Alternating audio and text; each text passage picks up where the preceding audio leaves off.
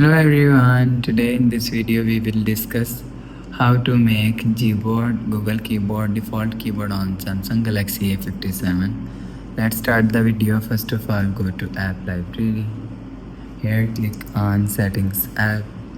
Now in Setting, scroll down and click on General Management. You will see General Management is here. Click on General Management. After click on General Management, click on Keyboard. After click on Keyboard and click on Default Keyboard, select language from here. After select language, you will see click on Keyboard and you will see, and again click on Settings App. You will see Gboard is here. Turn on Gboard button. After turn on the Gboard, you will see.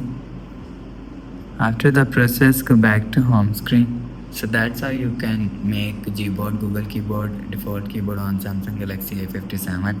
If you like the video, please subscribe. Thanks for watching.